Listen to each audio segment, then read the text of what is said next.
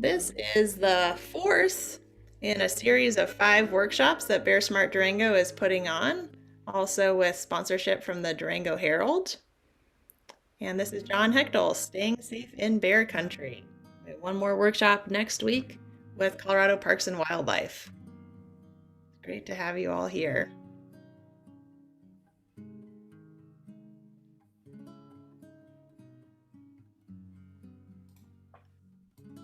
Okay, Brian, what do you think? Should we go ahead and get rolling? Sure. All righty. Well, welcome everyone. Here is Brian Peterson from Bear Smart Durango.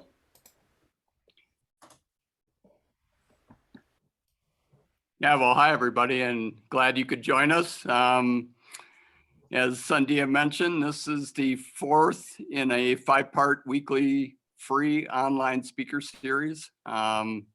And we're very glad that John Hechtel is available to do this. If the name is familiar, John came here, and maybe John, you can elaborate on this a bit because I can't remember it, but it was back when you lived in New Mexico. But you came and gave an excellent talk at the Smiley Building. I'm going to say 7, 8 years ago. It was one of our most attended events ever, and it was so good. So we're again super gracious that you could make time for this tonight. A lot of thanks to Sandia for hosting all these. She's done such a great job. Big thanks to the Durango Herald for sponsoring this. I've got a brief bio and then we'll jump into this. So here we go. John Hechtel lives in Fairbanks, Alaska, and has worked on the research and management of grizzly and black bears for over 40 years, including for the Yukon Territory and Alaska Department of Fish and Game. His main interests include bear behavior, bear attacks, increasing human safety around bears, reducing human-bear conflicts, consistent messaging, and conserving bears. John has done extensive lecturing and training on bear safety, bear behavior, and bear viewing, and has been a technical consultant for National Geographic, BBC, and Discovery Channel. He's the current president of the International Association for Bear Research and Management and serves on the IUCN's Bear Specialist Group's Human Bear Conflict Expert Team. He was a founding member of the nonprofit Safety and Bear Country Society of Canada, which produced a series of 4 bear safety videos, including the one we'll examine tonight, Staying Safe in Bear Country. So with that, welcome my good bear friend, John Hechtel, and take it away. Hi, everybody. Brian had kind of asked me if I could provide some background and share a little bit of information. And so he wanted people to see the Staying Safe in Bear Country film. And so I said we could do that, break it into 3 pieces and try to discuss some things, but I wanted to give you a little bit of history about this first. I did quite a bit of bear safety talks back in the 90s, and I was approached by Denali Park actually about filming one of my talks and then having that to use in their training. And I said, you know, that's a tough one to just have people watch me standing up doing it. And at the time, there was one film that was not too bad that BC Forests had put out. And so I thought, well, maybe we could get some seed money and just recut some of the problematic aspects of that. And so at a meeting, a group of us got together over some beers in the evening to watch this. And I was going to take notes and what we would try to change and do everything. And by the end of the evening and after a fair number of beers, we decided, well, why not just start from scratch and make a good bear safety video and do it right from the beginning. And that was the start of like a 3-year process of that resulted in this film, Staying Safe in Bear Country. And a group of us formed the Safety in Bear Country Society. Steve Ferrero, who wrote the book, on bear attacks, Andy McMullen, who did a lot of training in Northern Canada, Grant McCutcheon, and Phil Timpany, who had actually done a bunch of the filming for the BC film that we were going to try to modify. So what we decided was to try to start raising some funds. We had a little bit of seed money from Denali, and we had support of the International Bear Association. And what we decided though is rather than a group of us putting together this film, we wanted to try to build consensus and get, the people who knew most about this stuff from North America to agree on content. And, because one of the problems with bear safety sometimes is you go to one agency, you hear one thing, you go to another talk by somebody else, you hear a slightly different message.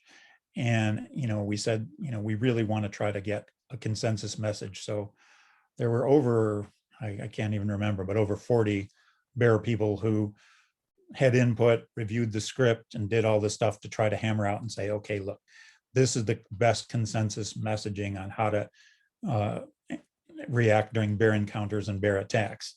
And the thing that I thought was kind of good, it was a painful process and it took a lot of time and effort, but we got a pretty broad buy-in about the specifics of what we do from people like Gary Shelton in BC, who thought that bears were becoming more aggressive because people were treating them, they didn't have enough respect for people, to Charlie Russell on the other side, who was, very, very much in favor of respect for bears and not, interfering. So we had a pretty wide range of people, and the good thing was is we were able to come up with pretty good consensus on what you do when you encounter bears and during bear attacks. So we developed this script with the input of all these people and the help, like I said, of agencies and things. And then we were faced with a little bit of a dilemma about, okay, now that we've got the script, what do we show? If it's a video and you say, if a bear does this kind of a charge or does this thing, how do you show that? And so we went through another phase where it's like, okay, do we get a tame bear to try to show this? Do we show a still photo of something? And Phil Timpany, the guy who did most of our filming, had a camp near a fish weir, and where some bears that he knew well over the years, displayed some of the behaviors that he had for the other film. And he said, I think we can film some of this behavior. So we did this. We were able to get some decent footage of interactions, people interacting with bears in wild sort of situations. And so the original film was done. The version that we're going to look at today was actually a slight revision to shorten it up and to edit it a little bit, the content. But one of the there's some, I think the content on this is really good, but it was a video written by committee. So, and whenever I listen to it, every sentence, I think about all the arguments that went into getting the words exactly right.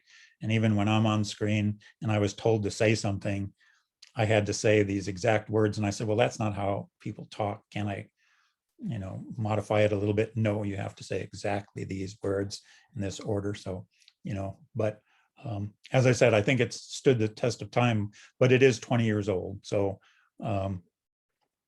people have made fun of my outfit and the look, and the quality of the video isn't so good. We've actually talked about maybe trying to do a revision to get higher def stuff, but I think the content is still solid.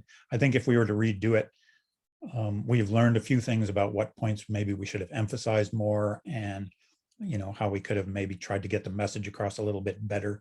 But it's not like bear behavior or has changed that much over time, or that we've suddenly learned that some of our messaging was wrong. I don't think. But so anyway, I think the first segment of this that we'll try to show is the part on bear behavior, because from my standpoint, I think that's the thing that I find people really need to understand better. And I mean, frankly, there are even bear biologists who deal with bears on paper, or who handle bears in certain situations, but don't have a lot of interactions with bears in the wild. So, and then after we break that first section, I think it's 13 minutes or something like that, we can open it up to questions about bear behavior and discuss that. And then we can show the next section about interactions and encounters, and then open that up to questions as well. So hopefully that'll work.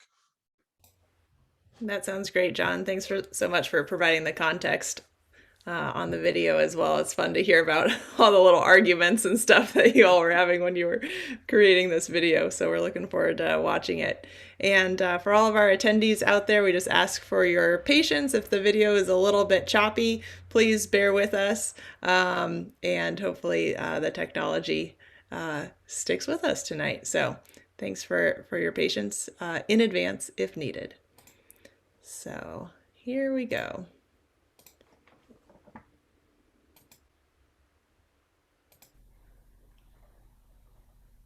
Just give me a thumbs up, Brian and John, if you can see this.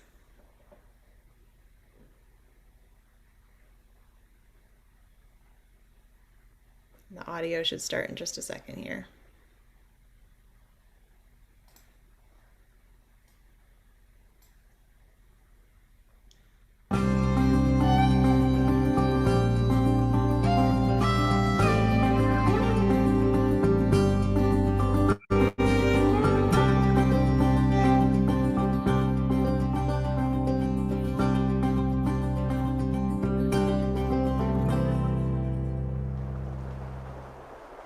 Bears are among nature's most fascinating creatures. Although people and bears have been interacting for thousands of years, the relationship has often been based more on fear than understanding. How bears and humans get along has a lot to do with how we respond to each other during encounters. Knowing a little about their behavior can enable us to have safe and enjoyable interactions in the wild. This program presents a new approach to understanding bears and offers practical and possibly life-saving advice on how you can stay safe in bear country.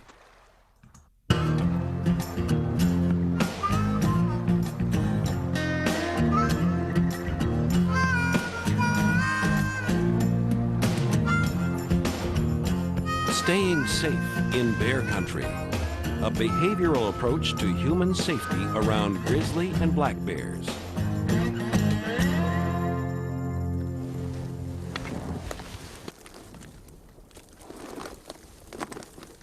Bears are powerful carnivores, well equipped to do each other serious harm.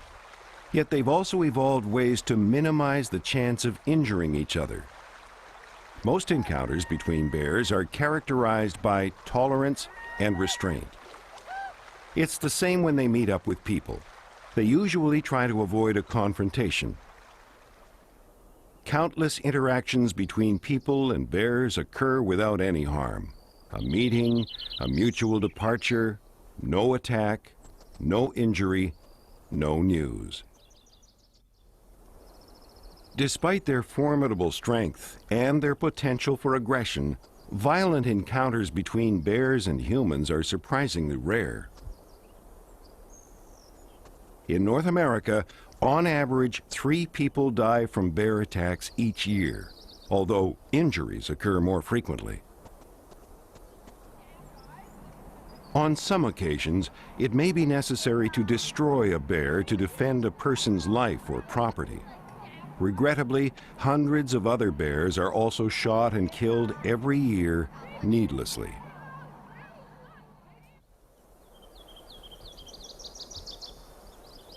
In some parts of North America, bear populations are increasing. And as more people live, work, and travel in bear country, the number of interactions between bears and humans is also on the rise. To avoid troublesome encounters with bears, the best strategy is to avoid confronting them in the first place. Yet most people don't know how to steer clear of bears, or what to do when they meet one. Do you?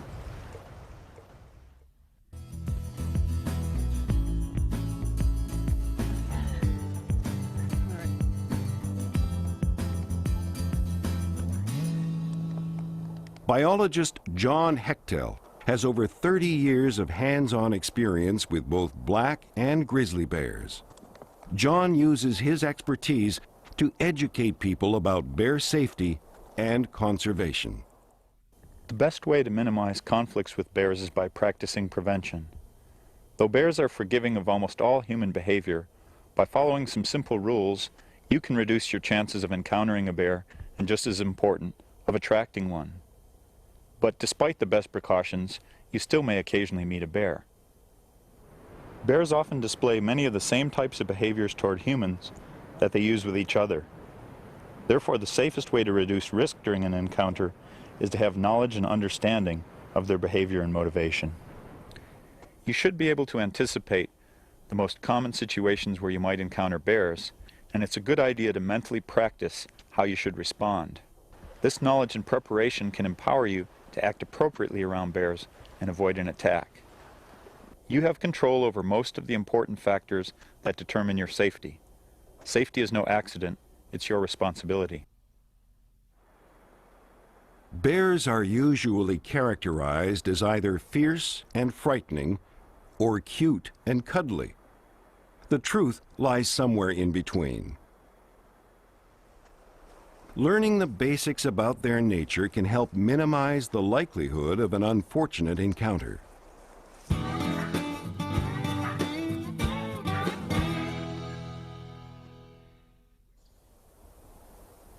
Bears have excellent senses. Their sense of smell is legendary. They often stand up to catch a scent or get a better look. If you can see a bear, chances are it's already detected you. Despite their keen senses, it's still possible for a bear to be surprised by your approach. And catching a bear off guard is never a good idea. Neither is running from a bear. They can move much faster than any human over any terrain, uphill or down.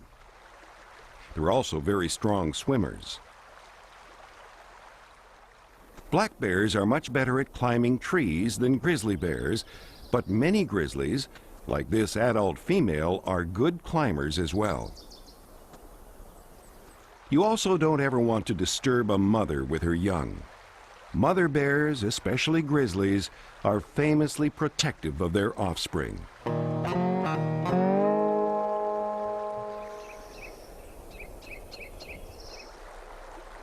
The quest for food shapes every aspect of a bear's life.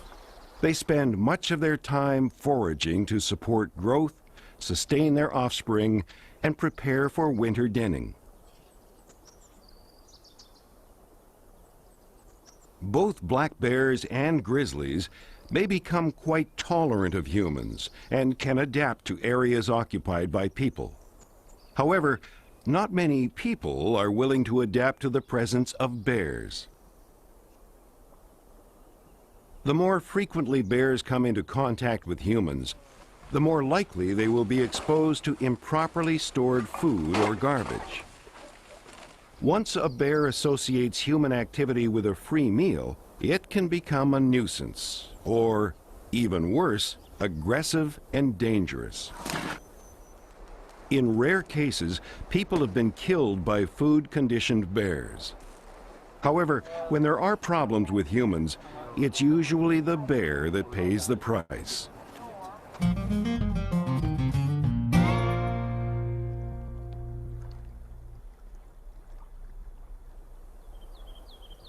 Although black bears and grizzlies share many characteristics, knowing the differences between the two species may help you to better understand their behavior and to respond accordingly. Grizzlies evolved in treeless habitats, where escape to cover wasn't an option. As a result, when they feel threatened, they're more likely to defend themselves. Black bears, on the other hand, evolved in forested habitats. Consequently, when a black bear is threatened, it usually climbs a tree or seeks the safety of the forest rather than stand its ground and fight. The names grizzly bear, brown bear, and Kodiak bear refer to the same species. For clarity, we'll call them all grizzlies. Grizzlies inhabit forested and open habitats in Alaska, northern and western Canada, and a few scattered locations in the northwestern United States. In some places, they are more abundant than black bears. Certain visual clues can help you distinguish a grizzly from a black bear, but color alone isn't a reliable way to identify either species. A grizzly's fur can vary in color from blonde to red to dark brown or even black. Silver-tipped hairs can give them a grizzled appearance. They usually have a prominent hump over the shoulder, and their front claws are long and specialized for digging. Black bears are the most abundant bears on the continent, widely distributed throughout the forested areas of Canada, the United States, and parts of northern Mexico. Their fur is usually black, although they can be brown or even white. They lack a shoulder hump and have shorter front claws than grizzlies.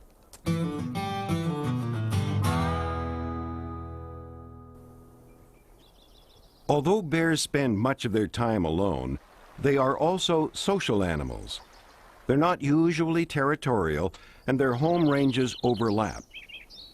Yet each bear maintains and defends its own personal space, a trait vital to remember in bear country.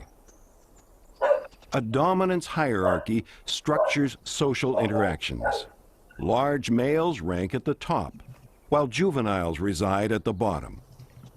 Those high in the pecking order have first access to preferred feeding sites and mates.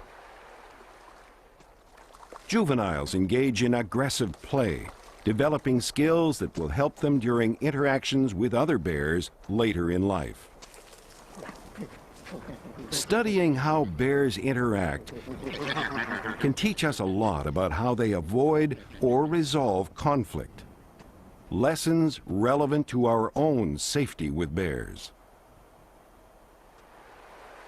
A bear's body language communicates a great deal about its mood or temperament, as well as conveying important signs of dominance or submission. Most encounters between bears involve caution and avoidance, with the bears slowly separating. But if one ignores the other's warnings or crowds its personal space, the situation can suddenly turn nasty, like this female defending her cub.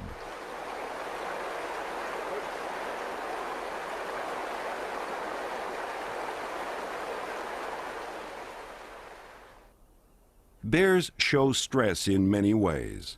Some are subtle, such as a pause in activity, yawning, a stiffening stance, or a change in body orientation. Others are more obvious, such as huffing, moaning, and teeth popping. High stress or aggression are expressed by salivating, roaring, and open-mouthed jawing, paw swatting, guttural sounds, or a charge, which usually stops short of contact.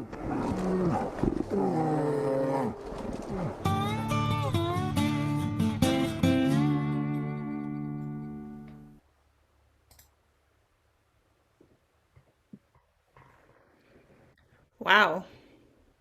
These are really intimate shots. I don't know if I've ever watched this much bear footage. Where did you all get all of this amazing footage, John? The footage, like I said, was a challenge to get the type of stuff we wanted, but there was some stock footage around. Some we filmed specifically for the project.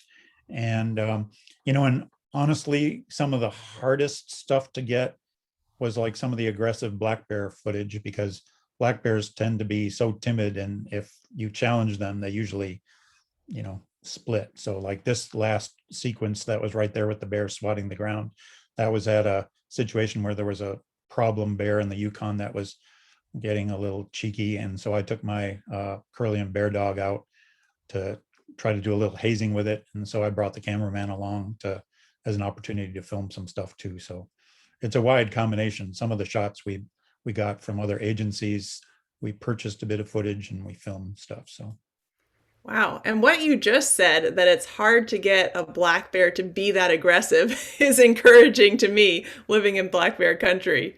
That just makes me feel a little bit better about where I live, I guess, in Southwest Colorado. Yeah, no, black bears, it's like any large wild animal, they're deserving of respect.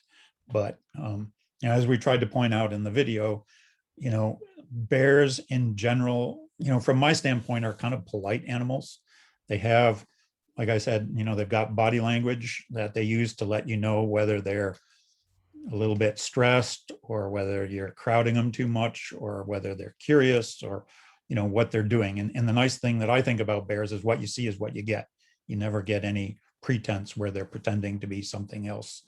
So the more you can get to understand bear behavior, the easier it is to interpret the situation and do that. But certainly most of the time bears go out of their way to avoid conflicts just because, and as we said, I think they relate to us the way they do to each other to an extent. And the consequences to them of, causing problems with a human, they could get shot or injured or killed too. And so you know, they try to avoid some of the conflict. So that all works in our favor. Yeah, thanks. Well, we've got a few Q&A questions in here. Brian, do you want to go ahead and ask these? Yeah, sure. One is, are female grizzlies more likely to bluff charge than male grizzlies? Female grizzlies tend to be a little more defensive, protective of their, related to their having cubs. So from one standpoint,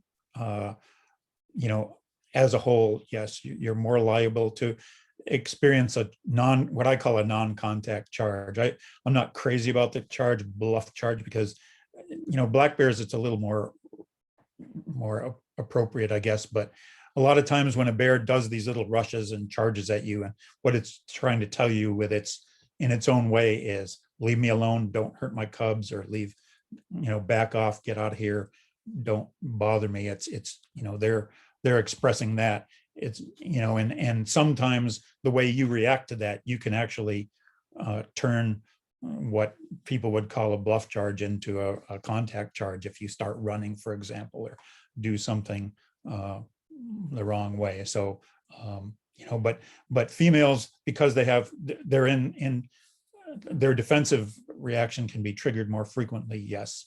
But like if a male bear on a carcass or in a different kind of a situation, sleeping along a trail, where if you surprise it or startle it or crowd it, you can equally get defensive responses from male grizzly bears as well. Yeah, very good.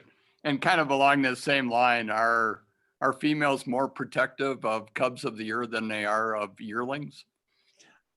I don't know that anybody has data on that for sure, but my tendency is to think no. I think there are females that are more protective of their cubs in general, or not quite as much, but the ones that are very protective of their cubs, I think, whether it's a cub of the year or a yearling or a 2-year-old.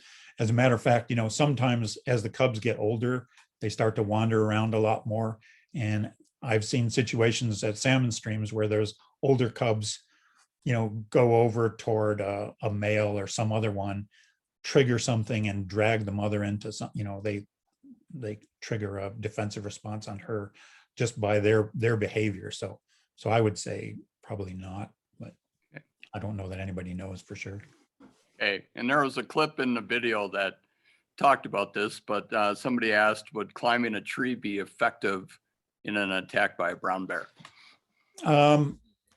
I'm not a proponent of tree climbing in general. There's a couple reasons why I don't like it. First of all, there aren't that, there's a lot of areas where there may not be good climbable trees. Second is, you're rarely at the base of a good climbable tree at the time you need it. So a lot of times people think they're going to climb a tree when in reality, what they're doing is running away from a bear. And so that is not a good thing to do.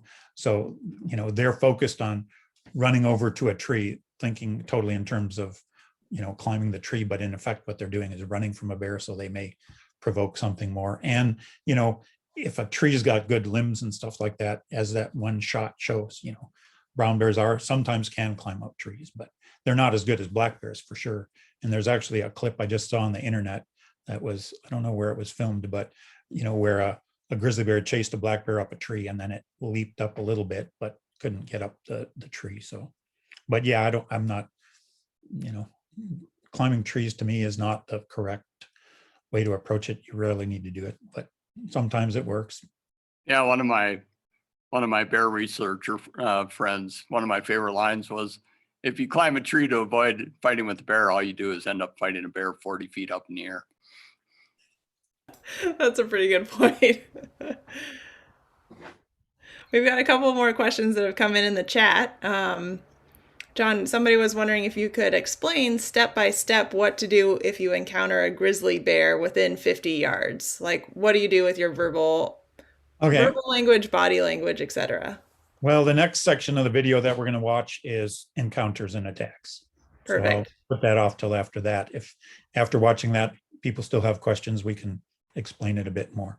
Okay. And then there's just one more question before we continue the video. Are relocated bears more of a concern if they are encountered?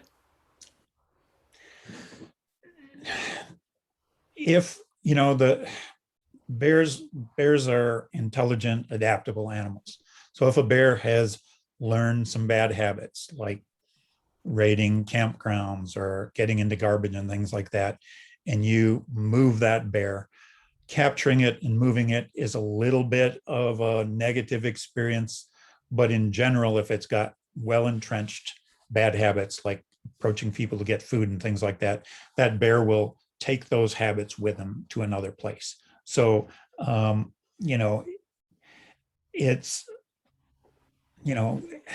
I mean, I don't think necessarily, in general, we tend not to relocate bears too often if they are bears that have some really serious bad habits.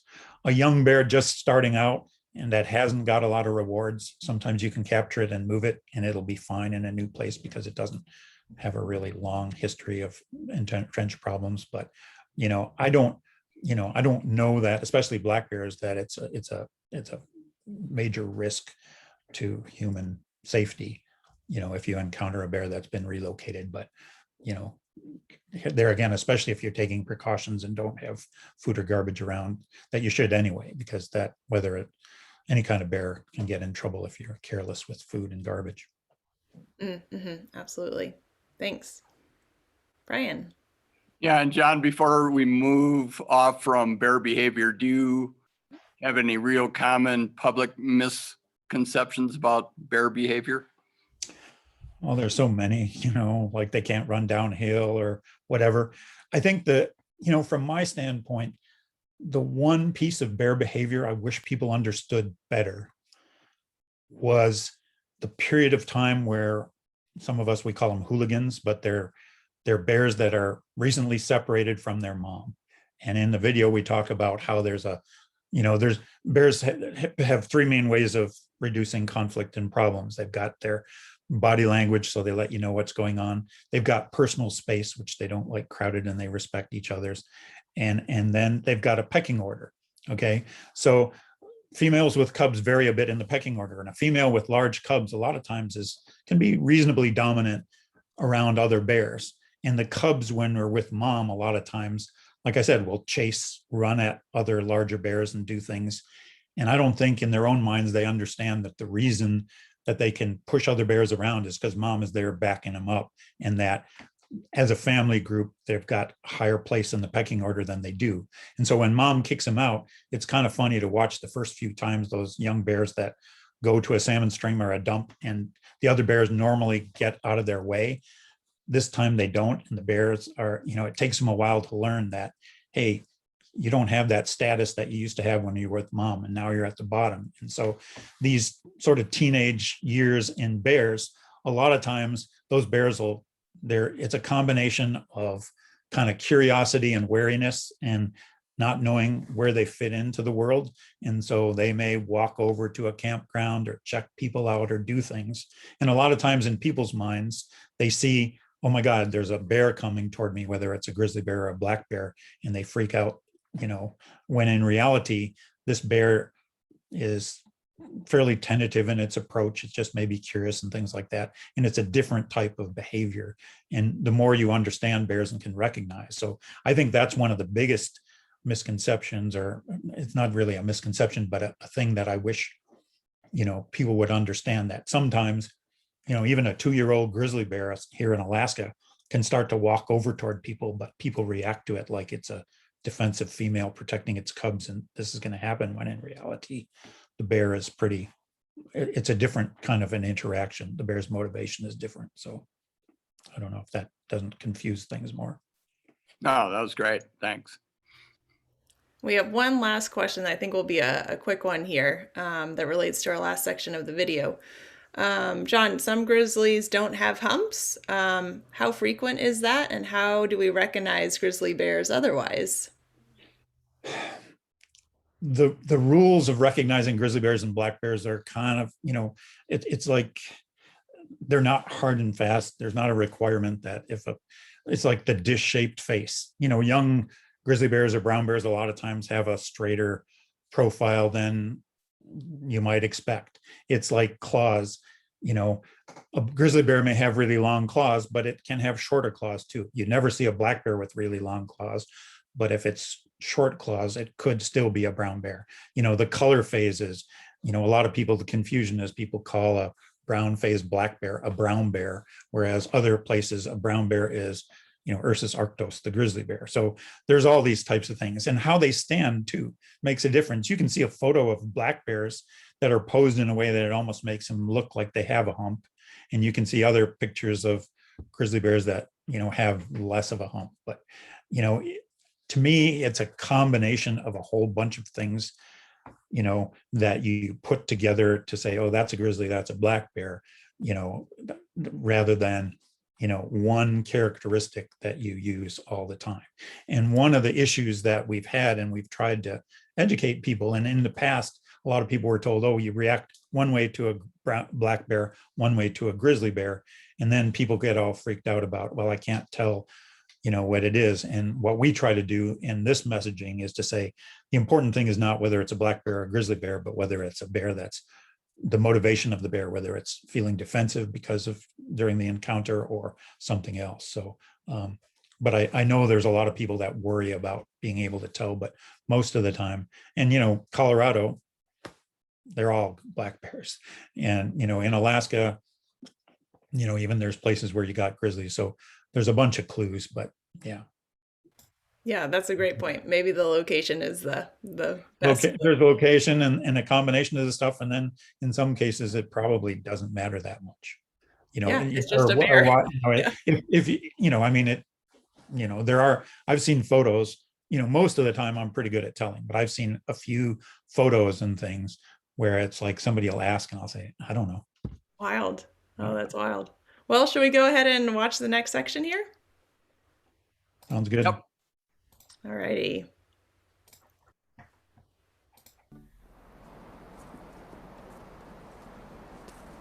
Ideally, you'll never surprise a bear in the wild.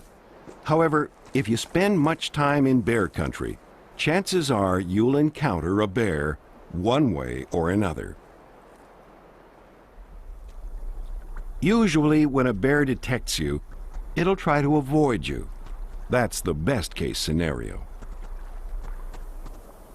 If instead it approaches you, it's important to determine why.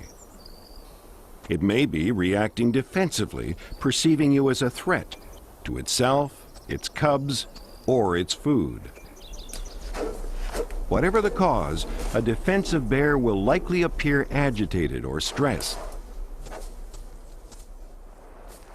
The closer you are when a bear becomes aware of you, the more likely it will react in a defensive manner, and the less time you'll have to react. Hey, bear. It's okay, bear. Though most defensive interactions with bears stop short of contact, they do sometimes result in attacks. With grizzlies, defensive attacks are almost always a result of surprising a bear at close range when it's on a carcass or protecting its young.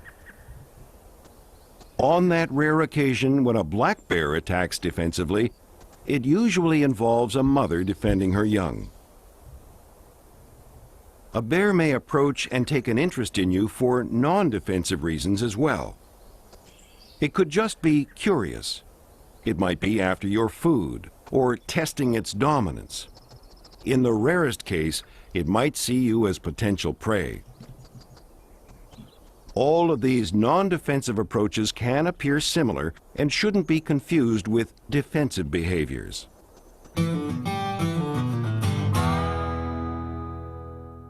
How can you tell if a bear is curious? Look for a slow, hesitant approach with ears cocked forward and head and nose raised to investigate what you are.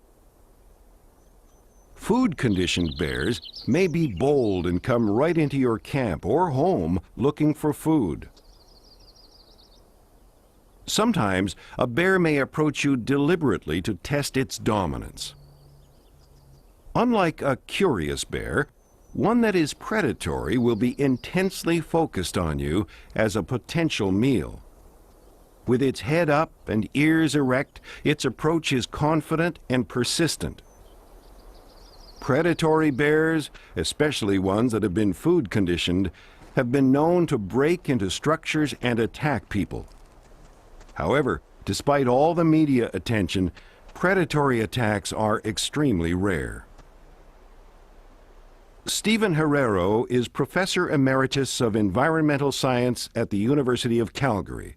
He has done research on bear ecology, behavior, and conservation for over 30 years. He's the author of Bear Attacks, Their Causes and Avoidance. Over the past 33 years, I've studied serious and fatal injuries inflicted by bears to people throughout North America. The data clearly show that although bear attacks are rare, grizzly bears are more dangerous than black bears. Most serious and fatal grizzly bear attacks are defensive, while such attacks by black bears are typically predaceous. Your response to a bear encounter shouldn't just depend on whether it's a black or a grizzly bear, but on the circumstances and the bear's behavior.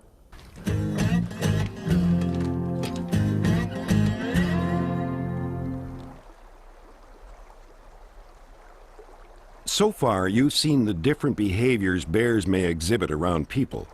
Now, let's find out the safest way to respond. What should you do when you see a bear? Always stop, remain calm, and assess the situation. Does the bear know you're there? If not, move away quietly, watching for any change in its behavior. Be careful not to startle it. Shouting at a grizzly that is unaware of you could provoke an attack. Make a wide detour and try to leave undetected.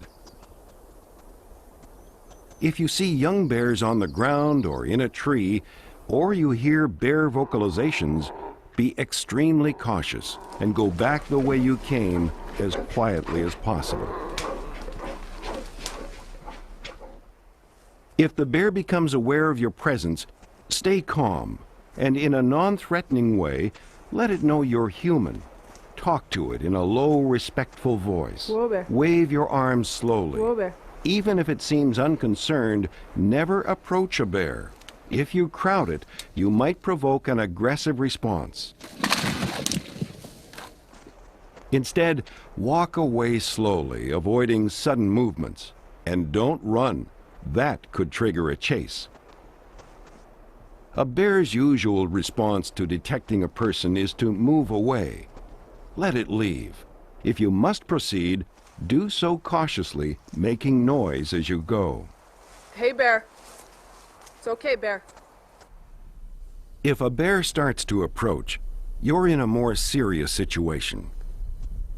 Stop and remain calm. Get ready to use any deterrent you may be carrying. Don't run away unless there is a safe place so close you're absolutely certain you can reach it before the bear can get to you. Remember, climbing a tree is no guarantee of safety. If you're with others, group together. Keep your pack on. It may protect your back and neck. This is when you need to assess the bear's behavior. If you think it's reacting defensively, Hey, bear. your goal is to avoid being seen as a threat. Talk to the bear and let it know you mean no harm. It's all right. A defensive bear is stressed by your presence. When it no longer feels threatened, it may simply retreat. However, a defensive bear might approach you or even charge. If it does, stand your ground. Hey, bear. It's okay, bear. Facing a defensive bear can be terrifying, but it's your best strategy. It's okay. You stay there. Most defensive charges stop short. Hey, bear. Don't shout or throw anything. You stay there. Once it knows there's nothing to fear, the bear should calm down and stop its approach. When it's no longer advancing, start slowly moving away, still reassuring it in a calm voice. If the bear advances again, stop and stand your ground once more. It's all right. If the bear doesn't Wait. stop and seems intent on attack, use your deterrent. No bear. No bear. Finally, if a defensive bear attacks, wait as long as you can before it strikes you, then fall to the ground face down with your legs spread slightly. Lock your fingers behind your neck. Protect your face and vital organs.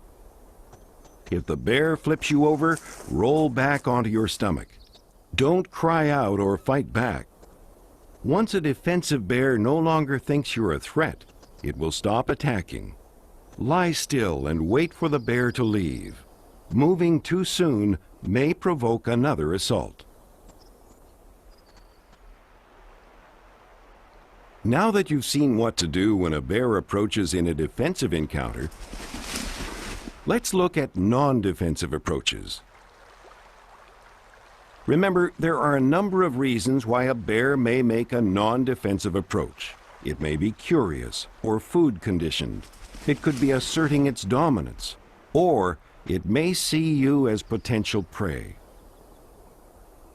Whatever its motivation, when a non-defensive bear moves toward you, it will show little stress.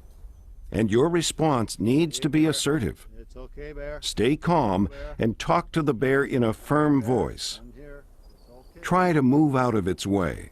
It may simply want to continue on its path.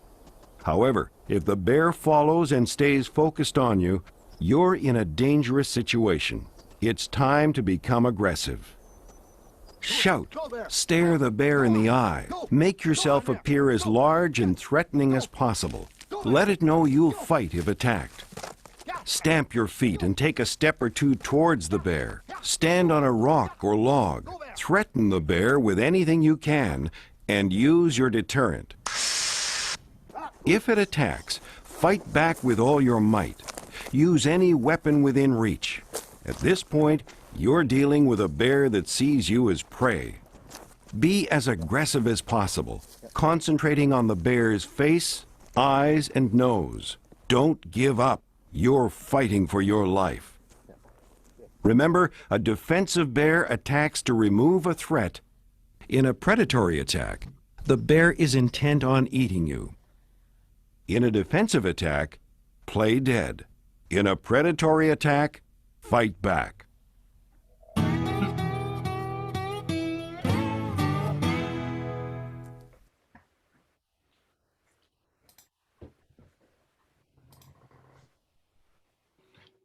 Okay, we're back.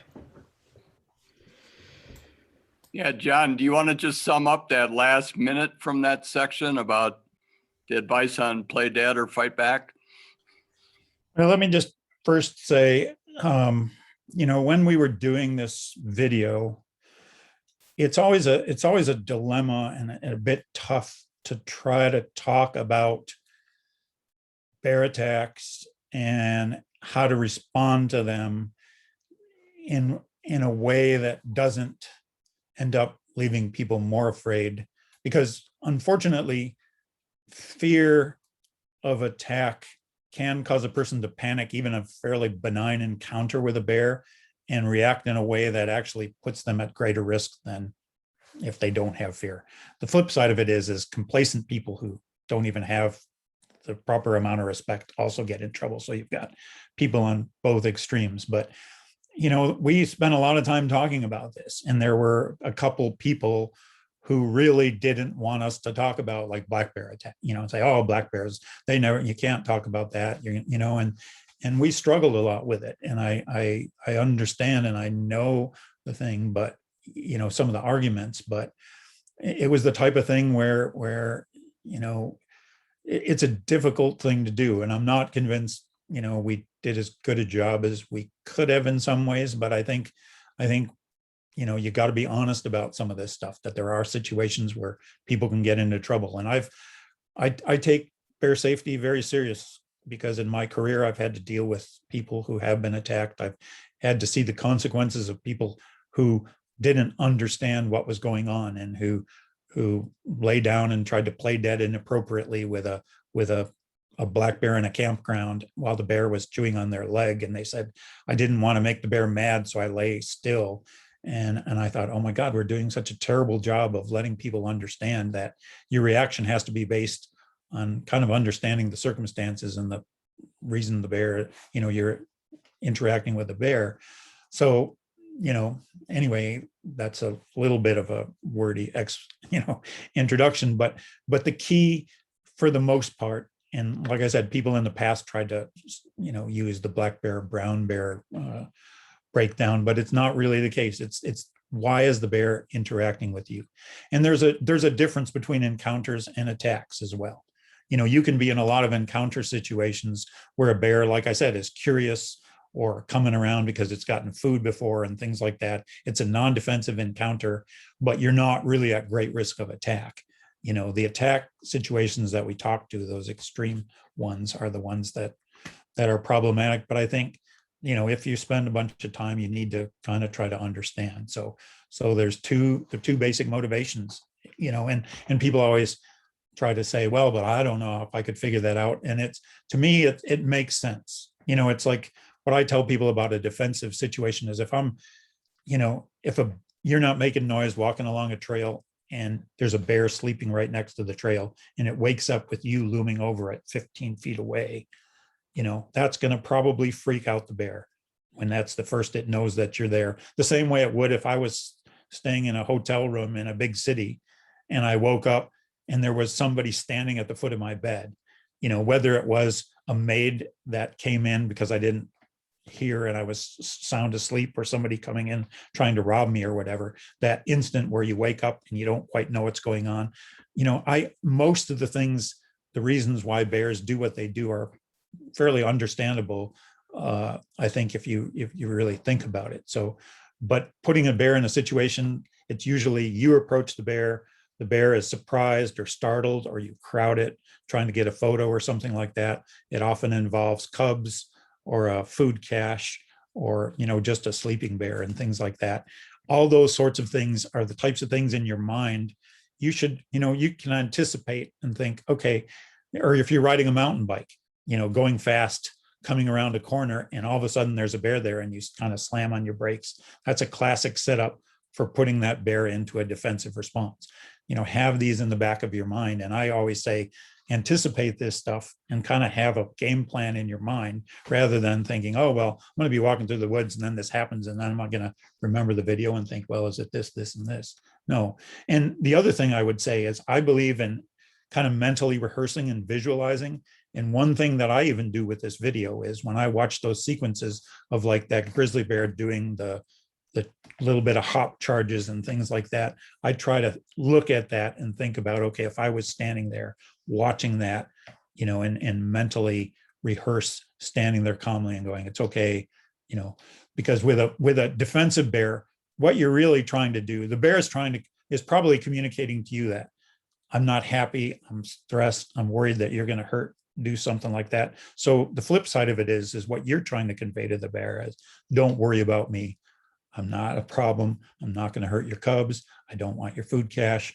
It's okay. Talking in a calm voice and giving it time to relax a little bit. And then, the flip side of it is the non-defensive bears that are approaching you that come into a campground, that come into your, in most of those other situations, those kind of a situation, the first thing you do is, like, if you're out on a trail and there's a bear walking down a trail, I will get off the trail and give the bear a chance in case it just wants to come by. Or if I'm at a fishing spot and a bear shows up, I will be polite and give a bear a chance to do that.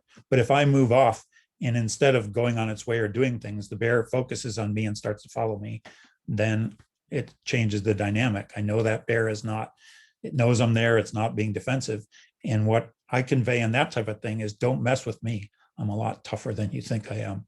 And you just go on your way, kind of at the deal. So Yeah. is that sort of? No, that was good. Can you talk a little bit about the difference between a predatory bear and one that's approaching you either because it's been fed before or it's looking for food? Like these videos come up all the time. Yeah, on no, Yeah. it's the thing I think people need to understand is there's some stuff we define in retrospect. Okay. And we say, okay, that's a predatory attack because the bear started to, bite the person and do things in a way that, it was treating that person as a potential meal, like it would a deer or something else. But there's two general types of predatory attacks. The rarest and the ones that people worry about the most, but that almost never happen, are the deliberate predatory attack, where you're in the wrong place at the wrong time and a bear comes at you in a predatory mode. What is more common, what I find in the work I've done on bear attacks, is a person encounters a non-defensive bear, then they start to act in a way that's really timid and freaking out and doing things that almost starts to suggest to the bear, like, hey, what's going on here? Is this person, you know what I mean? And if, and they're moving quickly, they're screaming, they're running, they flop to the ground, they do certain things, or they keep backing up and the bear comes forward.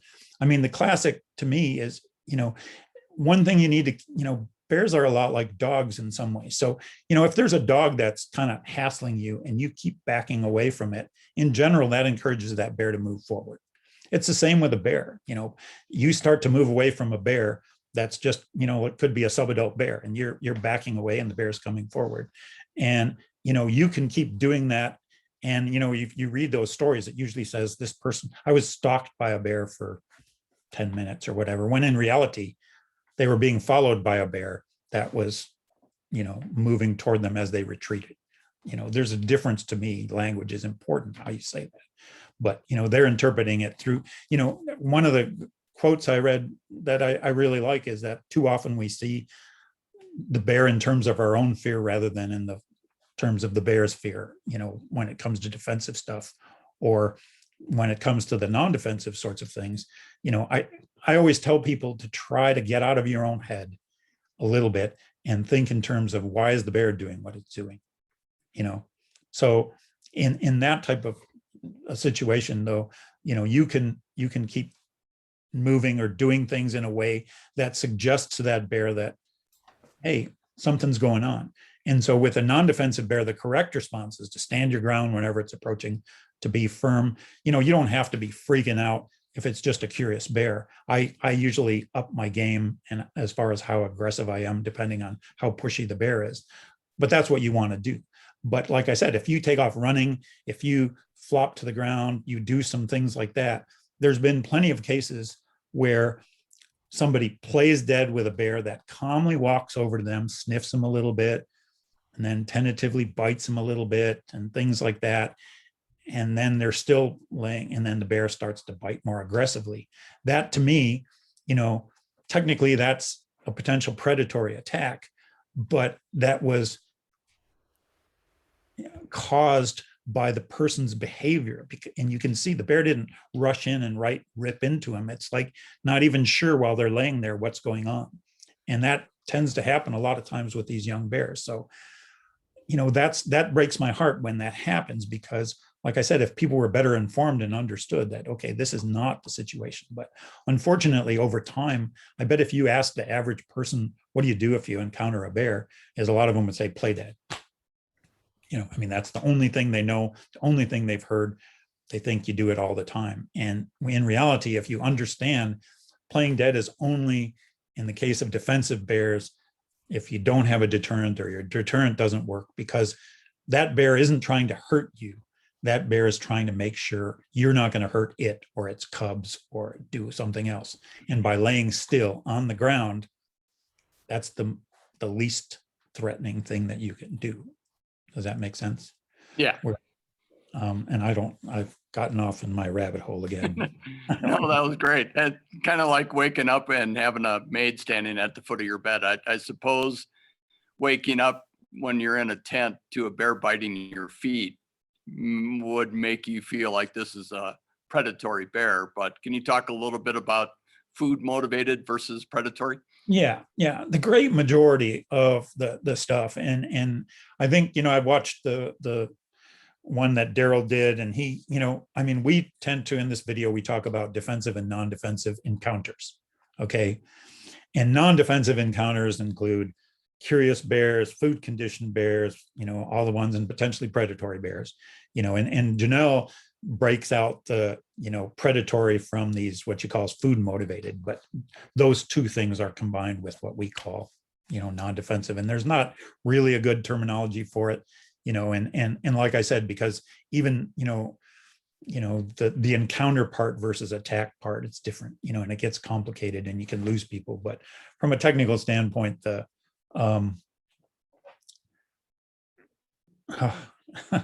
I forgot what you asked, Brian. No, that's the technical aspect of offensive versus defensive, predatory, food motivated. The food, the food motivated bears, I mean, and it's very rare for, if you're in the middle of the wilderness, in Alaska or someplace where bears don't have any previous experience for people, to all of a sudden be coming around trying to get, your food supplies and things like that, if it has no experience whatsoever in this stuff. Most of the food related incidents occur in places where there's been a learning process, where that bear has learned over time. Maybe it was hungry as a young one and it finds some food in certain contexts. I mean, animals repeat behaviors that give them rewards, and they learn from that. You know it with your dog, it with lots of other things. It's the same with bears. So the biggest risk from food conditioned bears are in places, campground. If I were to go to a campground and I was getting ready to set up a tent in a campground and I saw a bear scat that had some little pieces of plastic or candy bar wrappers in that thing, I think I would probably just say, let's go find someplace else to camp. I mean, because chances are, there's somebody around there that's working that campground and has learned to do that. And that's something that it's a difficult thing to do. And especially because, when you got lots of people coming through campgrounds, not very well educated, it's hard enough, as even in residential areas where people are dealing with stuff, to get them to be careful with food and garbage. But where you get people from all over the country coming through campgrounds, spending a night or two and going on and never see the consequences. There's what happens when you interact with the bear, and you may be fine even if a bear steals some of your food, but over time, other people have to deal with the mess you left behind by being careless. So, that's the main problem. And the problem with that is it's not so much a risk to human safety as it is that usually those bears that end up developing those habits end up dead in one form or another. And I know a lot of people are like upset when a heavily food conditioned bear is put down, and bear managers do some of that stuff and want some other things and think, oh, it wasn't the bear's fault and things like that. But, human safety is paramount. And, and you walk a fine line as a bear manager between trying to, keep the public safe and to deal with stuff and to deal with problems, but you've got limited time and resources, and there aren't a lot of options when some of this stuff happens. So anyway. Yeah, that came up a lot in reader comments and newspaper articles after the incident here at the end of April. A lot of people were upset that all three bears were euthanized. And yeah, just a lot of people, maybe talk a little bit about that, the role of a wildlife official and keeping the public safe. Well, I mean, I honestly believe I like bears as much as just about anybody around. But I also, I've spent many decades and I've seen bears killing other bears. I see, all the stuff that goes on, and I know that it's not like this Disney World out there in nature. And so, my philosophy and my feelings about some things, like sometimes when the concept of having to put a bear down is different than the average person. But, I think, I know how I would feel if and I think we've evolved to the point where if it's a classic defensive attack and there's nothing beyond that, in general, we don't kill bears for that. But in situations where a bear actually feeds on a person, that's usually the type of thing where the prudent thing to do is to put those bears down. And people always ask, well, is there any proof that this is but bears are smart, they learn, they do things. We don't know, but the great majority, I mean, I did a summary of when I did some of my attack stuff in Alaska, and the great majority, I think all the polar bears, black bears, and all but one brown bear that fed on people over a 35-year period were all put down. So that's not an experiment we want to run. I mean, I don't want to run and say, let's let this see so we can develop data and see how many of these bears that do this, try to take somebody else on. But I understand why people feel that way, but I understand, what I mean? Humans, none of us are totally rational people. I mean, you have an orphan cub and everybody wants to help an orphan cub. You try to talk to them about bear-proof dumpsters, which will save more cubs in the long run than that single cub. And people don't want to really listen. I often thought maybe we need to put like big eyes and fur covered dumpsters to get people on board. But, it's the fact that they don't understand that a third to half of all cubs in general die in the wild every year that we don't know about. So the orphan cub that you see, that's the way nature works because there's carrying capacity and things like that. But, I can blather about this stuff for a long time, as you know. Any other questions, or we want to show the last part? The last segment is sort of about prevention, but I find that, that's the part that I think people understand the most, although there might be some specific questions about. Yeah, I guess this one's kind of specific to that second section is, someone asked, I had heard possibly tucking your legs under oneself when lying down so they can't injure your legs, I'm sorry, and I'm just reading this, which are your way out of there, but that the reason for not doing it is that the bear could flip you over. Any thoughts? Yeah, there's been, if you look back at the original Playing Dead stuff, it was like you're on your side, curled up with your legs up against your chest. And then, then Steve kind of moved over to the laying flat on your stomach. For a while, people, some agencies told people to throw their pack to distract the bear, which is not a good idea because there were a lot of mugger bears developing and learning they could do that. But also keeping your pack on protects if you are playing down. But, the one thing you asked about, misinformation. And the one thing I feel is, I bet if you ask people in Alaska, or visitors to Alaska, how often do you think people have to play dead with bears in Alaska to prevent this sort of stuff? And people would think it's probably hundreds of times or whatever, a year or whatever. It's essentially almost never. In reality, there are very, very few situations where playing dead is a good thing to do. It's just in the case, because if you know what you're doing, you can reduce the chance of it happening. If you got a deterrent, that can also hopefully prevent it. It has to be a defensive bear, that none of that stuff works, that actually makes contact. And the thing about it is what we try to tell people is the longer you stand there doing very little while a defensive bear is making some rushes at you and doing things, the greater the probability it's not going to make contact. And you're giving it time to kind of calm down a bit. And so you're in, but in those few situations where it's split second and it does that, but that's a very rare thing. Yet people, I think that it's a common sort of response to things. And I think that's one of the big pieces of misunderstanding that I wish we could do. And especially playing dead with a non-defensive bear, or like I said, even playing dead while the bear's 30, 40 feet away. It's as the bear makes contact, and in the video, we argued a little bit about, should we tell people as the bear smacks you, then you stop? And then, Steve said, well, there's a chance that it could hit, if you do it. But so I think we said in the video, as close to contact as possible. But I mean, because there were plenty of examples in the past where, a benign encounter with a bear 50 feet away, person flops to the ground and plays dead. And so the bear is like, what's that?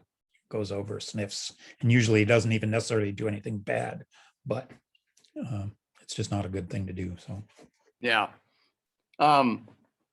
I'm not sure there's any data for this, but I think that the assumption is if your dogs are on leash, your chances of something unfortunate happening are a lot less than your dogs running off leash.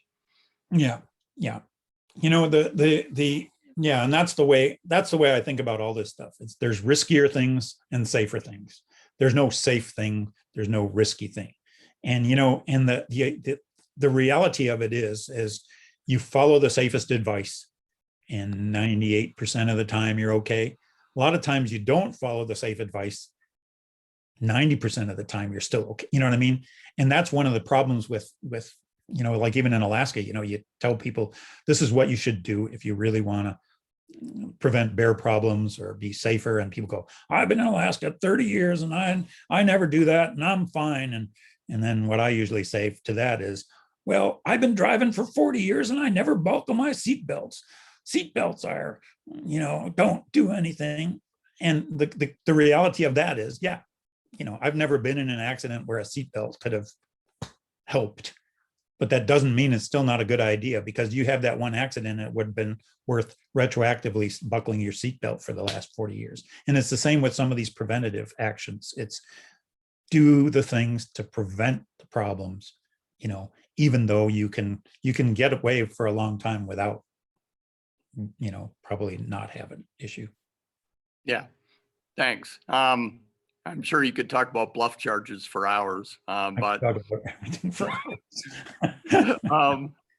in a bluff charge, should you stand your ground or move back slowly or both?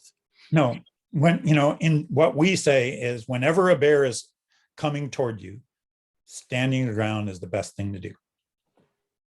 Okay, because like I said, retreating from an animal is almost an encouragement to do it. And I mean, conversely, with a non-defensive, if there's a cheeky subadult that you're trying to intimidate and yelling and doing, taking even half a step or a step toward it, that's movement towards low sounds, slow, deliberate movements. That's dominant bear behavior.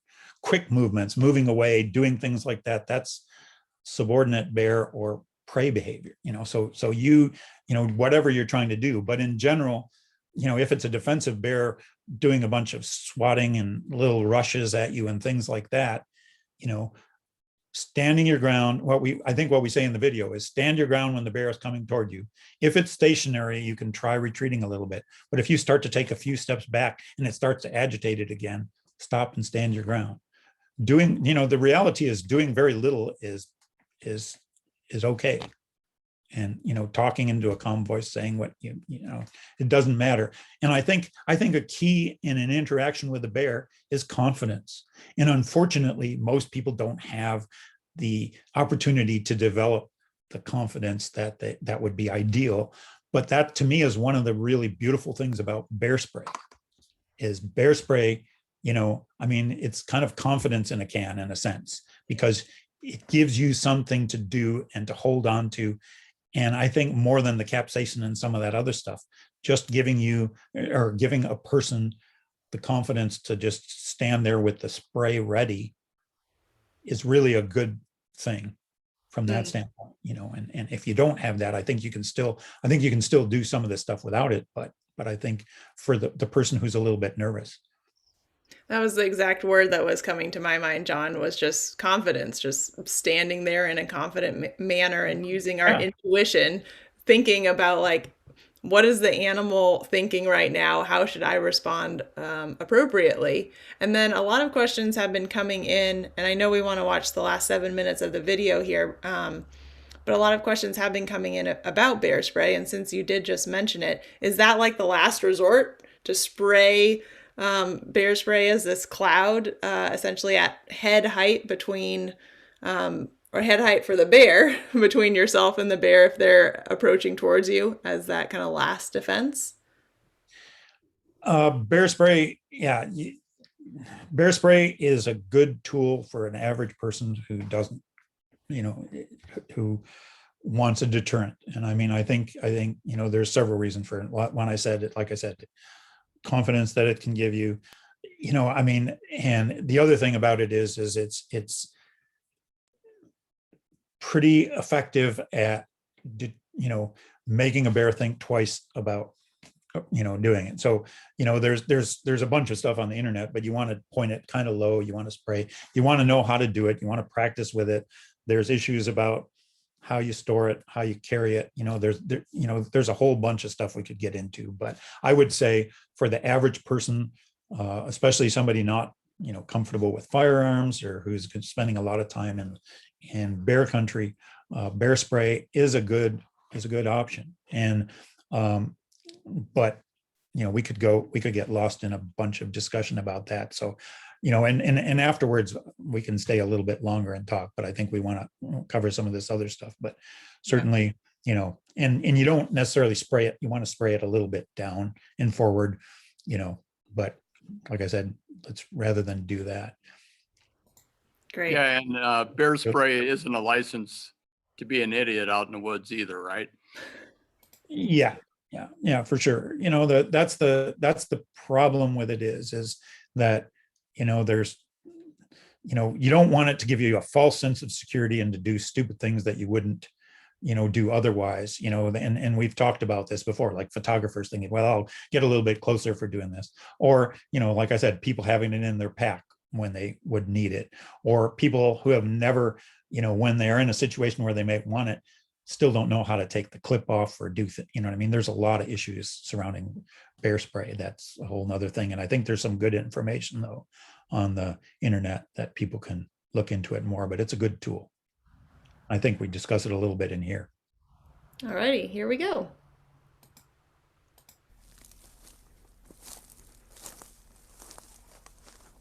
The key to staying safe in bear country is prevention. When moving through bear habitat, try to travel in a group. Avoid surprising bears by making your presence known, talking, clapping, or using noisemakers. Be cautious in areas where bears may not be able to detect you, and be on the alert for signs of bear activity, like tracks, droppings, or marks on trees. Don't camp in areas that bears are likely to be using. Keep children close at hand. Dogs should always be under control. An unleashed dog may bring an angry bear back to you. Be especially careful in the early morning and evenings when bears are often most active. If you detect scavengers, keep away. A grizzly feeding on carrion is particularly dangerous. Be extremely careful with food and garbage. Use bear-resistant containers and burn your trash fully.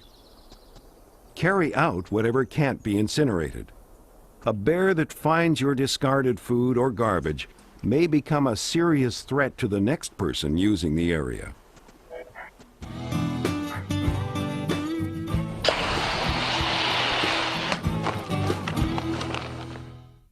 There are a number of tools that can help you deter a bear, including noisemakers, firearms, and bear spray. Bear spray should only be used at close range on an aggressive or attacking bear. Carry it ready to use, not in your pack. In your tent, keep deterrents close at hand. If you use a firearm to stop a bear attack, aim to kill. Wounding a bear can make the situation much worse. Used properly, deterrents can be helpful, but they're not 100% effective. Make sure you're familiar with their use before you need them. And don't let deterrents... Sorry, folks, it's just buffering here for a second. We were doing so well.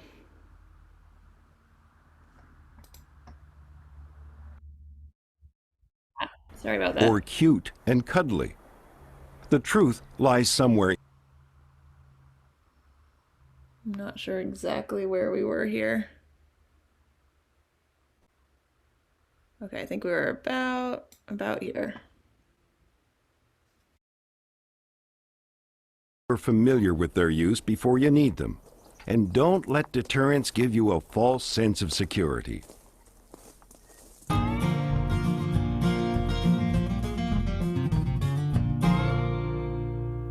Let's review the basic rules for staying safe in a bear encounter. If you come across a bear that isn't aware of your presence, try to move away without getting its attention. When you encounter a bear that already knows you're there, identify yourself as human by talking and waving your arms. Move away without running. If the bear starts to approach, stand your ground. Stay calm, prepare to use your deterrent, and determine what kind of approach the bear is making.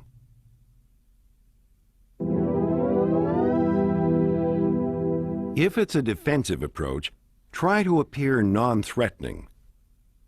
Talk in a calm voice. When the bear stops advancing, start slowly moving away. If it keeps coming closer, stand your ground and keep talking.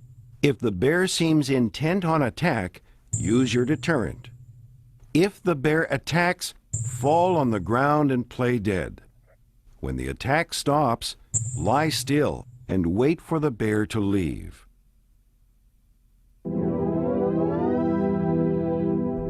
If a bear approaches you non-defensively, talk in a firm voice and move out of the bear's path. If it follows you, stop and stand your ground. Shout and act aggressively. Try to intimidate the bear and use your deterrent. If it attacks, fight for your life.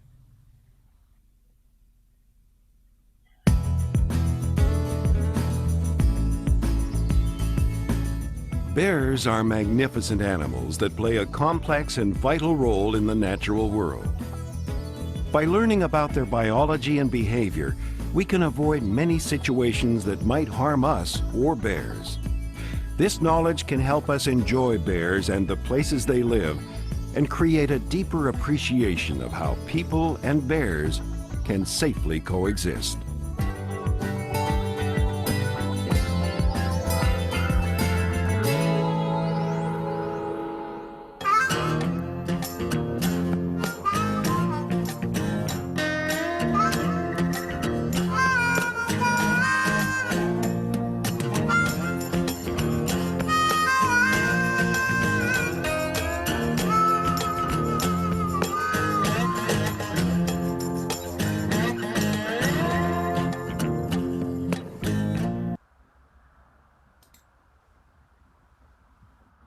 Okay.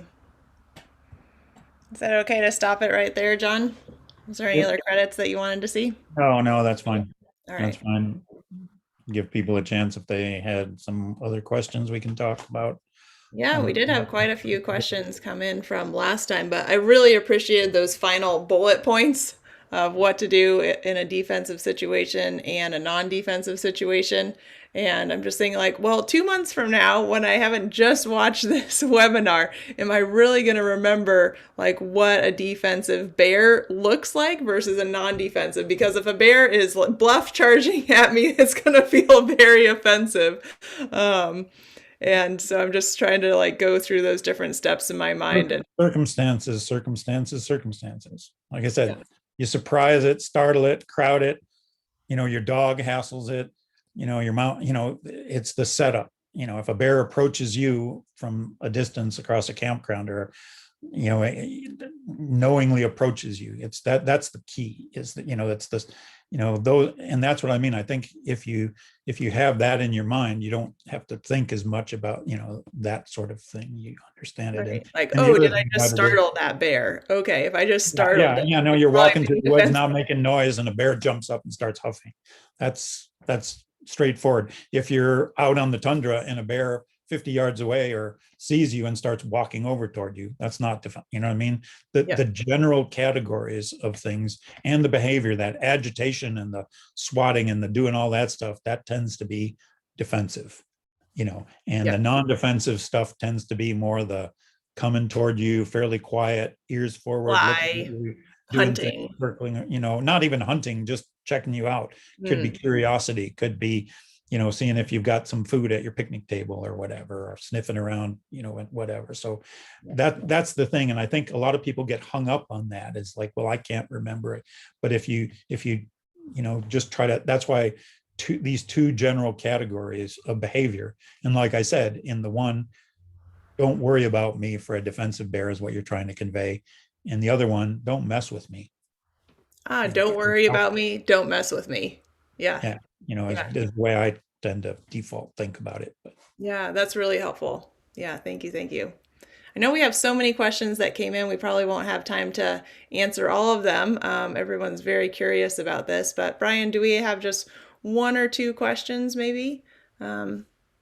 Scanning, and there were some that came in the chat as well, but we'll default to the ones I that are. think a lot of the Q&As were pretty much covered in the video. Okay, Yeah. great. Great, let's just scan. Oh, and John sent me a PDF today. It's basically a summary of this presentation, right, John? The Yukon brochure. Yep. And I put the link to the PDF on the same page that everybody registered for. Oh, And nice. it's listed under John's information. So it's pretty much a summary of this video, which is great. And the video is available to stream on YouTube if you want, or you want to go back and you forget about something, or you want to take a look at it again, or I don't know, Yeah, it was so great that you guys put this video up on YouTube. A lot of people watched it since. Yeah, I'm posting it right now into the chat. So we just posted the Bear Smart website in the chat for you all. So please remember to register for next week's workshop with Colorado Parks and Wildlife, which is being aware, helps us stay safe. And I've just posted the YouTube video that we showed tonight from John Hechtel. So thank you so much. And thank you, John, for sharing all of this wonderful wisdom and experience with us tonight. I learned a lot. I feel more confident going into their country. One thing I would just finally add is people all the time ask me, well, can bears sense fear? And I say, I don't know. I don't worry about it. I mean, I think you're better off if you do the right thing, even if you're afraid. That's better than having no fear and doing something stupid around a bear. So, don't worry about that. Like I said, your behavior, if you can stand your ground with your can of bear spray ready, talking in the calm voice, you can be scared to death while you're doing it, but that's good versus, like I said, doing something dumb because you don't have any fear or proper respect for the bear. So anyway. Yeah, and the whole point of this is to inform people to be able to make really good decisions out in the woods, not so much to inject fear. We did have a bunch of comments after a few of the presentations about, okay, well, I hike in the woods by myself. I bring my dogs. This this isn't going to end well.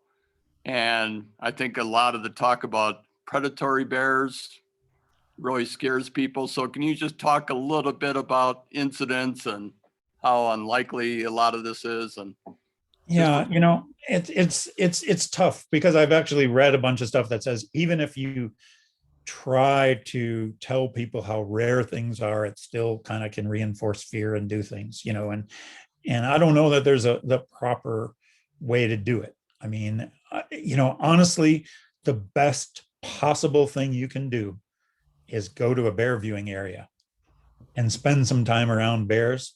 I've worked for years and spent a lot of time at places like McNeil River and things, and had people actually show up there who are kind of afraid of bears. And you go, well, this is kind of an interesting place for you to come. But you know, to watch them start to understand that, okay, these, they're animals not that different in many ways from your dogs. They have reasons for doing things, developing a certain amount of comfort and understanding of the animals is good. I mean, short of that, watching programs and doing videos and things, but unfortunately, it's tough to get the experience that it takes to have that. But I still haven't figured out the best way to do it. But those types of things are extremely rare. But for they're the type of thing that my feeling on what I've read about risk is the things that feel worst to people are the things that you feel like you have no control over and that you're unfamiliar with. And there's a series of characteristics. So the familiarity and understanding behavior a little bit. But I mean, I honestly, and I'm not, think that really what we said is true, that you have control over the great majority of things that determine your risk around bears. And I've looked at lots and lots of incidents and a lot of cases, and it's tough when after an attack, if something happens when we know that the person's behavior contributed to the tragedy, it's still difficult because you would hope people could learn from it rather than just having the fear thing. But you don't want to like criticize people for things either that they didn't know what was going on. But trust me, the more you know and the more you understand bears and the more you take care and do precautions and do things like that, you increase your safety greatly. And I've spent thousands and thousands and thousands of hours around bears throughout my career, and I'm almost embarrassed because people want to hear horror stories about how often are you attacked and charged and things. And I go, well, I've tried to avoid that stuff. I really have. And the one time I had a serious charge was in Katmai at Brooks coming back, and I was there up on the platform by myself at night. And I thought, this is so weird. There's so many bears around, and I know what to do it. But I wonder what would happen if I walked back quietly, just like a person who was clueless. And I did that. And I got charged with a female with cubs. Because the other thing is, I give all this advice and I think, well, what would I do if it really happens to me? Would I know what, But anyway, I got charged. She stopped about 12, 15 feet away, growling and doing things. And I was so happy afterwards. I told this buddy of mine that I was there doing some filming with that I got charged. And he was like, you're so weird. But I mean, it was an understandable thing. It was my fault that I set it up. But I mean, even if you do a mistake, you can usually rectify it with knowing how to behave in that context as well. So yeah, my perspective on bears is very different, and it's hard without being able to take people around and show them and watch bears and point out the stuff. But they're incredible animals, and they're amazingly smart, but they're not this unpredictability stuff. I mean, they're unpredictable to the extent people are. In general, if you're a human, most of your interactions with humans, you can get along fairly well. And if you understand a bit about animal behavior, you can understand bears fairly well too. Yeah, and this kind of ties into that is when you were talking about McNeil, it kind of reminded me about two of the most often misunderstood terms in human bear conflict is food condition and habituation. Can Mhm. you talk a little bit about those two and if habituation on its own is necessarily a bad thing?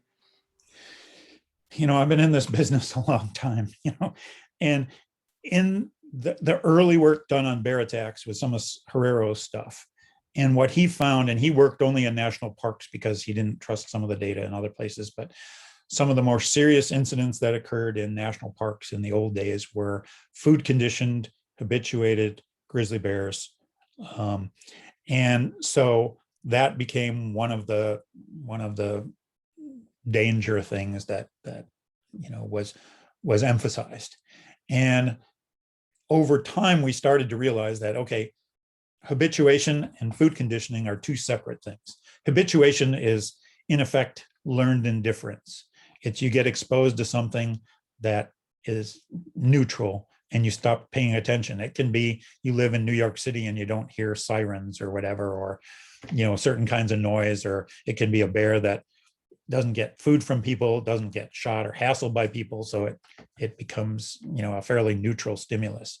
Food conditioning, on the other hand, is when an animal gets a reward, a food reward from food or garbage, and therefore instead of it being neutral, it starts to seek out the thing. So what we learned over time was that food conditioning and habituation a lot of times are seen together, but they are separate sorts of things. So you can have, a bear that's doesn't pay much attention to people. People are fairly neutral, but it's going around knocking over garbage cans, doing things like that. So it's food conditioned and habituated. You can have a bear that's food conditioned but non-habituated, that goes into a dump late at night when there's no people around, eats a bunch of garbage. But if there's a person that shows up, it gets the heck out of there. It doesn't like people. You can have a bear that's not food conditioned, but that's habituated, like at McNeil or some of the viewing areas where they tolerate people fairly close range, but they've never had anything. And one thing that people don't understand is you go to a place like McNeil and you can be out to the platform surrounded by 20 or 30 brown bears and people are eating lunch, right? With nothing between them and the bears. And people are like, oh, but those bears have never had any kind of food association. They've never learned, it's been careful to separate this. So that's one of the things that, is keeping in mind, they're separate sorts of things, and some of the problem becomes people's expectations. There are people who say, oh, well, a normal bear should flee whenever a person is around. And if it doesn't, there's a problem there. Well, not really, but if that's your expectation, and there's other people who say, well, the normal state of a bear is to not have any fear of people at all, or whatever. But it's the bear's response, they learn throughout their lives about what to do. And some of the viewing areas, McNeil's been in business for, I don't know if it's maybe 40 years. So every bear that's there has grown up in its entire life seeing this little parade of 10 people a day going up to the falls doing things. And yeah, they don't, but as I said, I think that would be my, there's a lot of bear. I would like to have every bear biologist on the planet go to McNeil. And one plug I can put in right now, there is a lottery, a raffle going on for 2 tickets to McNeil, your flight from Homer, Alaska out to McNeil, and a night in a hotel in Homer that you can, for late July, which is a good period to do bear viewing. And if you win, the things are transferable to, if for some reason you can't use it. So it's an attempt to raise some money for the State of Alaska Wildlife Fund. So that's something, but even if you don't do this, I would urge people to do that, because watching bears and developing a certain level of comfort with and understanding their behavior is, I think, one of the best things you can possibly do if you're, and they're amazing animals. I think this video absolutely has helped us understand bear behavior a little bit more. Like, so many of us can't have the experience of seeing this many bears in their real habitat. And so I think this video has been incredibly helpful for all of us just to gain more experience. So like, what does it look like? Oh, and then visualizing myself doing the thing that I'm supposed to be doing, because in all the other presentations that we've had, it's been building up, it seems like to me, to actually be able to visualize ourselves in these situations. So that's what I found most beneficial about this presentation tonight. Well, that's what we tried to do, because those of us, like I said, I mean, I've been in so many dinner parties or things like that when people go, "Oh, you're a bear biologist. What do I do if I meet a bear?" And I've got a couple of drinks in me. I really don't want to get into a whole, so it's nice to say, Simplify it. "Here, go to YouTube, watch this thing, and then get Nice. back. Yeah. But it is tough, it's tough because people want a simple answer, and it's not that simple, but it's not as unknowable or complex as people think. And I think one of the problems, unfortunately, though, is right now there's too much information out there, a Mm-hmm. lot of varying quality. And, you know, anybody and their mother-in-law can spout off about bears and bear safety, and everybody's got an opinion, and and all this other stuff. And even unfortunately with this video, I thought this was 20 years ago that we did this, that we finally established and got a consensus that, okay, it's not whether it's a black bear or a brown bear isn't as important as whether it's a defensive bear or some other motivation when you're dealing with it. And, I thought, okay, well, at least we got that done. And now it's kind of reverted. There's whole new bunches of people who are working for some agencies, and they did some research online, and they're putting out stuff that's basically going back to some of the things we tried to debunk a long time ago. So I've come to the conclusion that there's no way I can protect the world against bad information. But it sounds like you're still sticking with this, but we're information. trying. And at least we can say, okay, if you hear this, look at this. This is the information that the professionals put out. We don't, instead of Joe Blow's guide to bear safety, which there's a lot of that on YouTube for sure. Are there any minor points of the video that you would update now with new information, or does everything still stand in your opinion? I think things stand. That there are a few things that I would change, obviously, like the noises in there in this second version. But I think how I emphasize stuff is what I would alter, because I really do believe that the information is pretty good. It hasn't changed, but there's a few things I would try to emphasize more, and because you hear enough people who have watched it and they still don't quite get a few points and things like that. So I think we could do a better job of clarifying some things and put a little bit more of certain kinds of things in there. And there's a few things that just kind of bother me, but not. But the information is still solid. The information is solid. The content's there, and like Brian said, there is that, it's in a written form in that Yukon pamphlet. So, and I'd like to do a generic thing of that, because that's got things about how many bears are in the Yukon and stuff like that. But it's also got the content of the video with some screen captures from the video. But no, I still feel pretty good. I mean, for a long time, it's hard for me to watch. And I actually watched it this time, and I thought, I feel fairly proud of that attempt. And, it's not, obviously it's not perfect. And because we had to get a consensus to agree on everything, there's a few things I'd change, a few things other people, but I think in general, people still feel okay about it. Did you get consensus on that bright colored shirt? Fashion statements.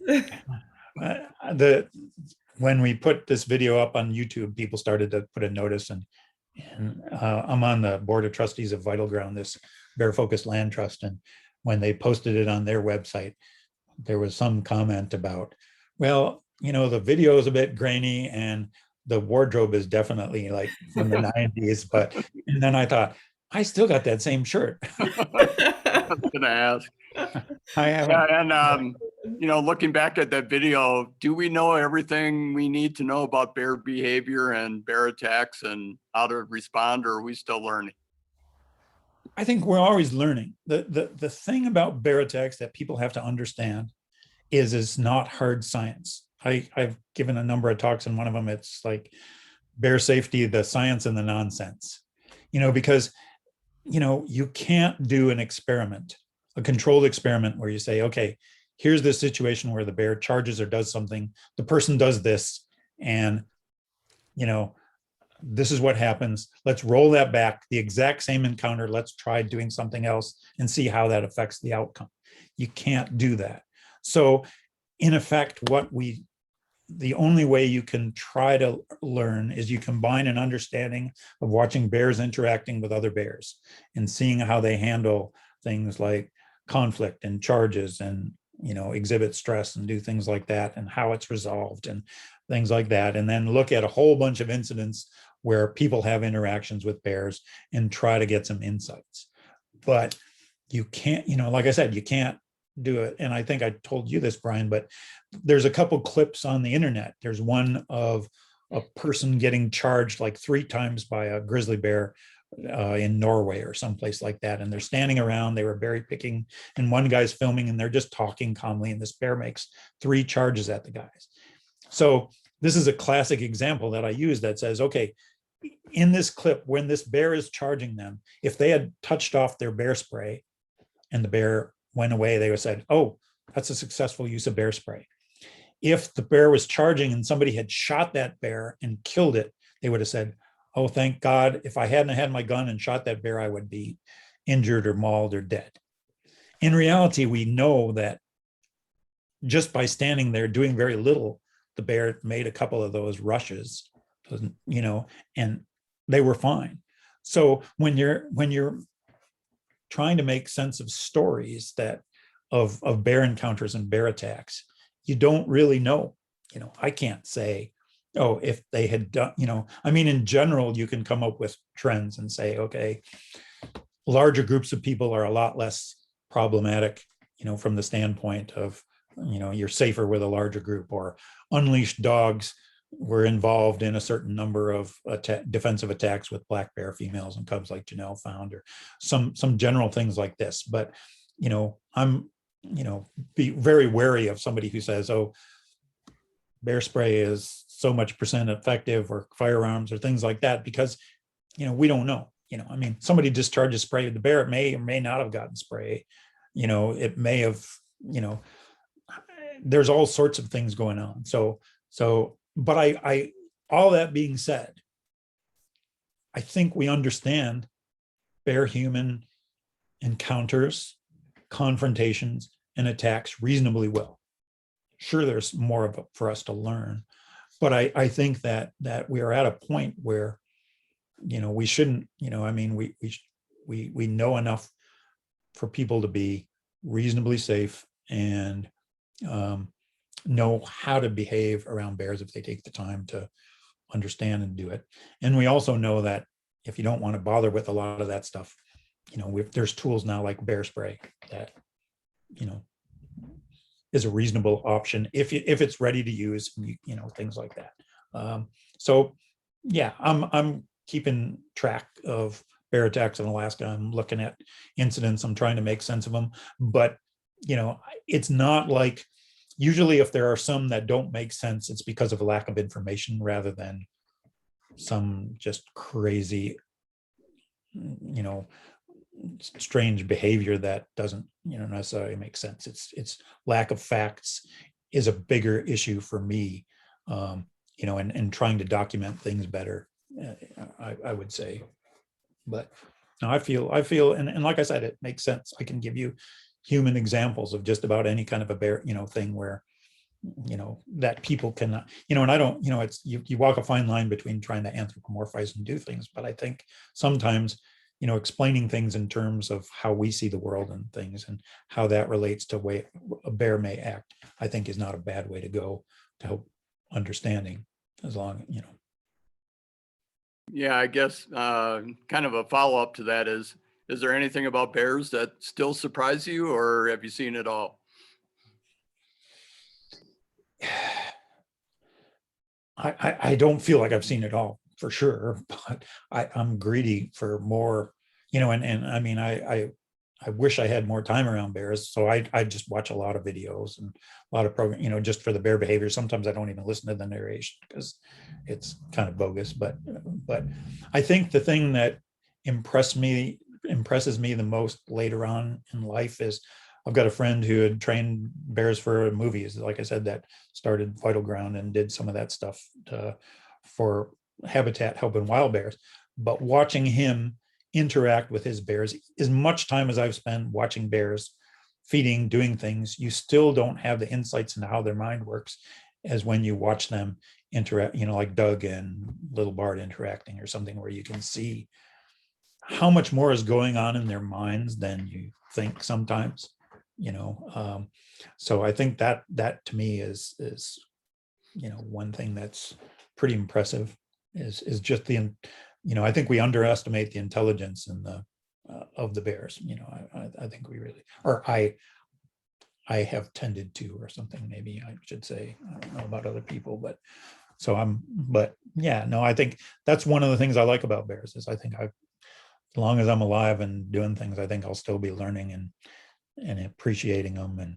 And I've on occasion said one thing I like is they made me a little more humble about things, and people who know me laugh and go, yeah, right. Yeah, you're really, but I don't know.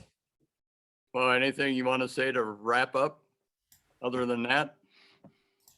Enjoy. I mean, count yourself lucky to have a bear encounter and to see them and do things and, take the time to learn about them. And, I mean, I know you just telling people don't be afraid isn't necessarily the thing to do, but knowing what to do, I think knowing what to do and I'll just tell one final story. I did, when I lived in the Yukon, I gave all these talks and that. And one time I got a phone call and said, hi, we attended your bear safety talk the other week. And being an American, I thought, oh my God, they're going to say I'm going to sue you because something happened. They go, we just wanted to thank you.